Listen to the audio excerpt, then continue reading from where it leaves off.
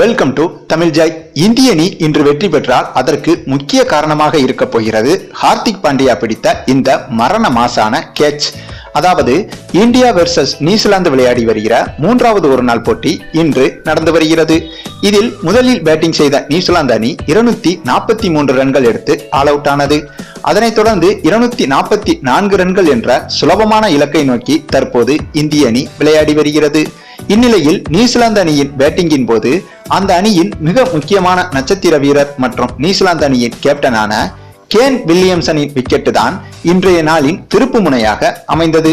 அந்த சமயத்தில் சாகல் வீசிய பந்தை வில்லியம்சன் நேர்த்தியான முறையில் தூக்கி அடிக்க முயன்ற போது எதிர்பாராத விதமாக அந்த பந்து ஹார்திக் பாண்டியாவின் தலைக்கு மேலாக கொஞ்சம் விலகியபடி சென்றது.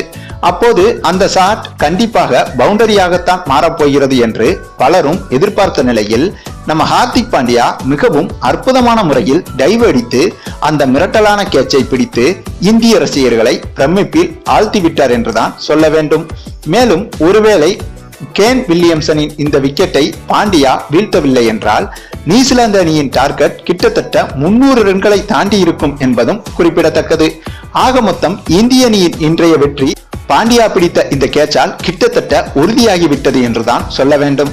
சரி, நீங்க இப்ப சொல்லுங்க, பாண்டியா பிடித்த இந்த மரண மாசான கேட்சை பற்றி நீங்க என்ன நினைக்கிறீங்கன்னு உங்களுடைய கருத்துக்களையும் கமெண்ட்ல தெரிவிங்க. இந்த வீடியோ உங்களுக்கு பிடித்திருந்தால் லைக் பண்ணுங்க, உங்க ஃப்ரெண்ட்ஸ்களுக்கு ஷேர் பண்ணுங்க. தேங்க்ஸ் ஃபார் வாட்சிங்.